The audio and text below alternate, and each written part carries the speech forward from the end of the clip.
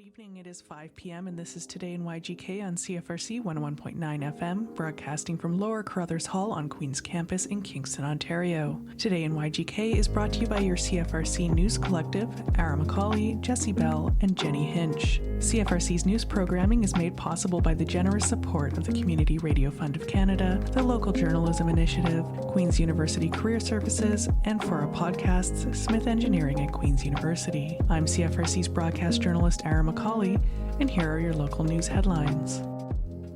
Covering a story that may have been overshadowed by other discussions, coming as it did at the tail end of last council meeting, which ran for nearly 5 hours, council voted unanimously in favor of a motion put forward by Councillor Glenn to direct staff to advocate for the city at the federal level. The motion came in response to the federal LeBlanc-McKinnon discussion papers and called for formal partnerships with federal government. Whereas Kingston is not asking for special treatment, but to be recognized for what it already is, a proven national asset, a functioning defense hub, a research and health sciences center, and community that has served Canada's national interest for generations. We don't get noticed if we don't speak up, so it's important to do that.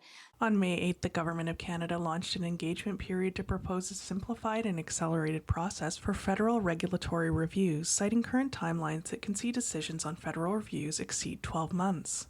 The government claims the reforms will speed up building projects, increase efficiency, and allow for larger-scale activities, while still being mindful of environmental concerns and the rights of Indigenous peoples. The high amount of early feedback for the new processes led the government to extend the initial engagement period to July 22nd, after many stakeholders asked for the opportunity to provide input on the reforms. The motion passed at Council directs staff to submit formal written responses to the federal LeBlanc-McKinnon discussion papers, including a request for the federal government to establish a formal partner community framework with the City of Kingston to coordinate national investments with municipal infrastructure capacity and planning.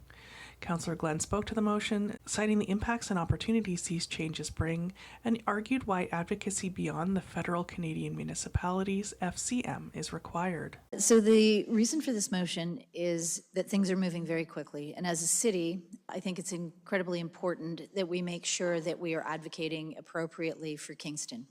So although advocacy is happening through FCM, and yesterday I co-chaired the Defense Task Force second meeting, and I had CAO Hurdle attend with me. So we were able to speak with Chief of Staff General Kerrigan and also with Assistant Deputy Minister Pete Hammersmith and municipal councillors from across the country. The impact that this is going to have on our city is real, but the opportunity before us is also enormous. So the biggest thing that I think we need to do right now is to support all of the various agencies, bodies, and organizations in our community. And by advocating in this way, we can do that. We know that change is coming, and we know that there's going to be pressure put on infrastructure. We've already had a very long discussion this evening about infrastructure. Glenn further spoke to the development of a Defence Community Infrastructure Fund. So one of the things that FCM is advocating for is a Defence Community Infrastructure Fund. So we're asking that money that's already allocated be set aside to ensure that should any military building get done here, that they commit to investing in our community. So not just the pipes, but also into the soft infrastructure like childcare, doctors, also housing, so that not everything necessarily lands on the base. So this is a really important piece because what's coming is going to be huge. The estimate right now from the base commander is that in the next couple of years, we're going to see 1,000 new positions on the base. That's 1,000 new families. In addition to that, others coming from headquarters.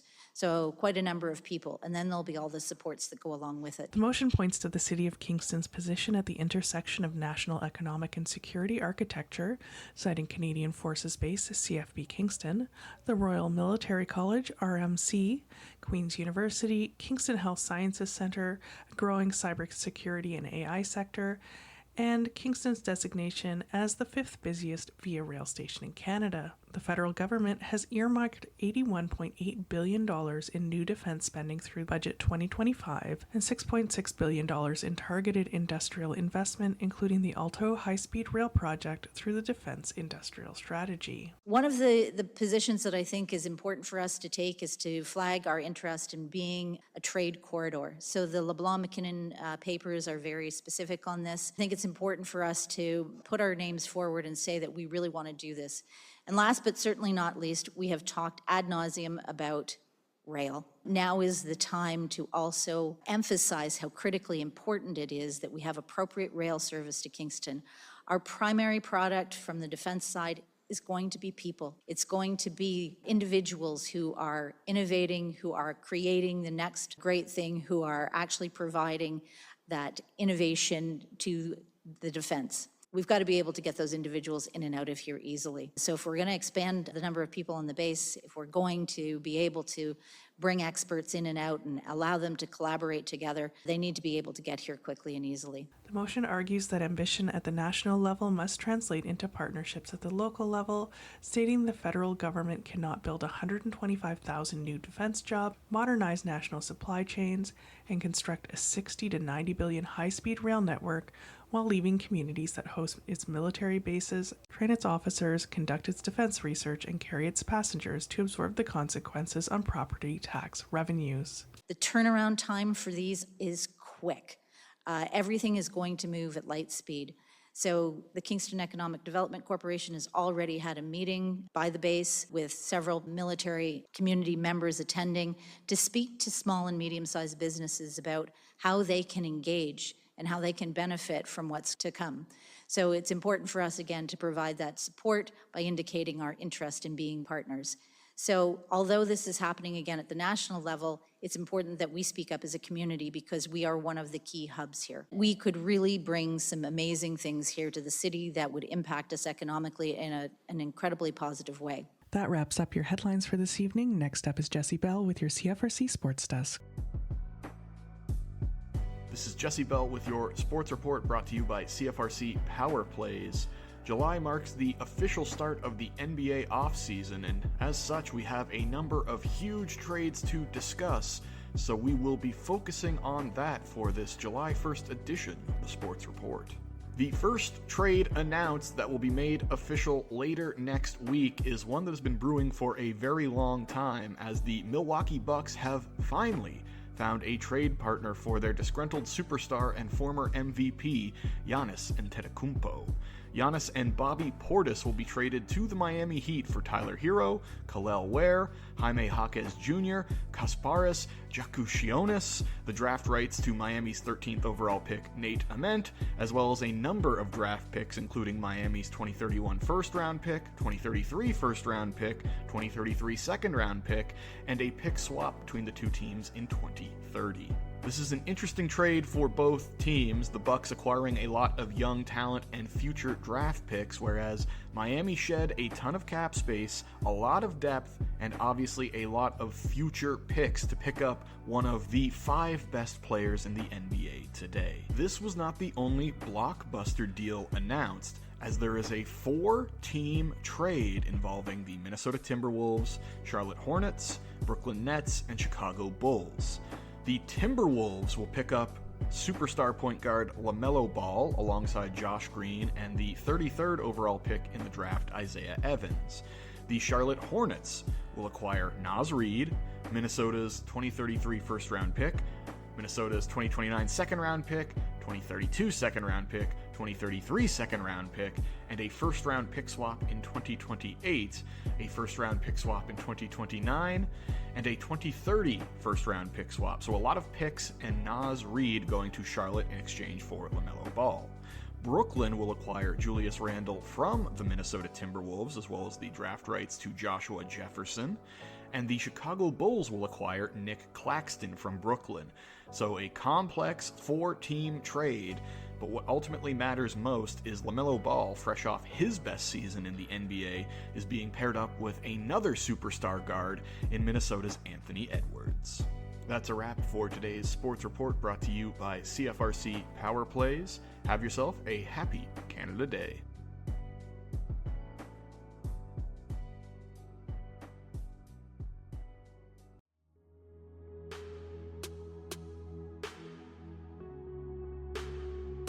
This is your City of Kingston traffic report for the week. Bath Road from Sir John A. Macdonald Boulevard to Portsmouth Avenue. Expect delays for the installation of intersection pedestrian signals. The city is installing intersection pedestrian signals at several locations to make it easier and safer for pedestrians to cross busy roads. They are installing signals at the following intersections: Bath Road at LaFleur Park, Concession Street at Kings Court Avenue, and Stephen Street at Patrick Street. Wright Crescent at Palace Road to Palace Road. Closed for a contractor to complete roadway repairs, pedestrian safety and access improvements, and traffic calming features on Wright Crescent. Norman Rogers Drive from Sir John A. Macdonald Boulevard to Van Order Drive. Starting June 15th, Norman Rogers Drive will be closed through traffic to facilitate roadway rehabilitation and configuration improvements. This work will improve road condition, accessibility, and safety for all road users, including students, families, and local residents. Barrie to Queen is closed for construction-related activity at 283 Queen Street, and Aberdeen Street from Johnson to William is closed to accommodate construction activity and staging.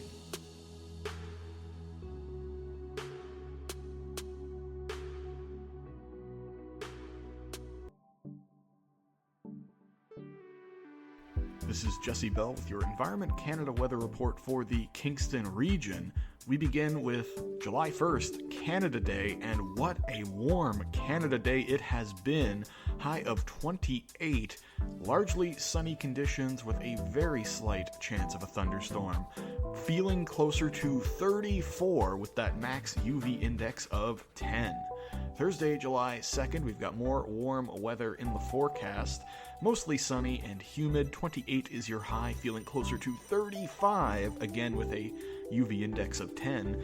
Friday, July 3rd, a little bit cooler, ever so slightly by about a degree. 27 is your high, feeling about 33. Clouds, a little bit of sun, but an 80% chance of thunderstorms later in the day. Saturday, July 4th, 26 is your high, feeling like 33. Very humid, chance of rain in the afternoon, about a 65% chance of precipitation. Sunday, July 5th, 27 is your high.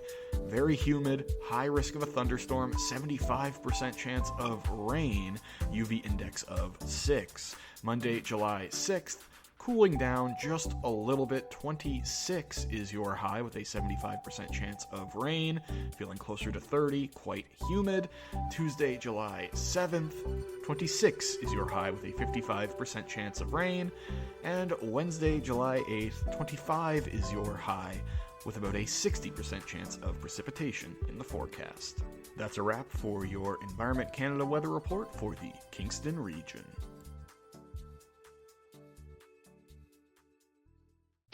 Hello, Kingston, and welcome back to CFRC 101.9 FM. Broadcasting from Kingston, Ontario, I'm CFRC's Community News and Arts Coordinator, Jenny, and this is your weekly events and concerts calendar brought to you by Flying V Productions. Whether you're looking for live music, community events, workshops, markets, or family-friendly activities, there's plenty of happening in Kingston this week. Let's get into it! Wednesday is all about celebrating Canada Day, with festivities taking place throughout Kingston at Springer Market Square and Confederation Park, with live music, family activities, food vendors, and fireworks to wrap up the evening. And if you're looking to get out of the town, celebrations are also happening in Bath, Sealy's Bay, and Belleville. Music lovers can also enjoy performances from Los Gracia, Breakwater Brass, Hold the Door, Soulfire, Tyler Brett Forks, Vincent Monsier, and many more throughout the day. Thursday starts with the Kingston Public Market in Springer Market Square before the Tet Center hosts a needle-felted landscape workshop in the evening. Movie lovers can also head down for a free outdoor screening of The Devil Wears Prada beginning at 8:30 p.m. Live music includes Al Lerman at the Cove Inn, Clear Breeze at Hotel Wolf Island, Doug Greensbury at the Helm Dockside Patio, and the world's greatest tribute to the traveling Willsbury at the Sphere. Friday brings one of the biggest events of the week as the A Game Expo gets underway at the Slush Puppy Place, featuring gaming, exports, cosplay tournaments, and special guests throughout the weekend. CFRC also hosts an Airway YGK songwriting workshop with Savannah Shea, while the Royal Canadian Legion presents a paint night fundraiser supporting the venue's family toy box. Music highlights include Fred Eaglesmith at LaSalle Theatre, Ness as part of the Waterfront Concert Series, Tyler Brett Forks at Loyalist Golf Club, and Stereotypical at White Iris at Overtime Sports Bar. Heading into Saturday, the Kingston Public Market returns downtown alongside the Ted Center's Kid Creativity Club. The A Game Expo continues for its second day, while Confederation Park hosts the Saturday Sessions concert series featuring Dave Barton Trio, Two Thirds Down Under, and the Cliff Edwards Trio. Other live music highlights include Atiari at Spacer's Dockside, Noah Malcolm at the Cove Inn, Andrew Mack Band at the Turnog, and the Tony D Band at the RCHA Club. Wrapping things up Sunday, the Memorial Center Farmers Market returns from 9 a.m. to 2 p.m., while the final day of A Game Expo continues at Slush Puppy Place.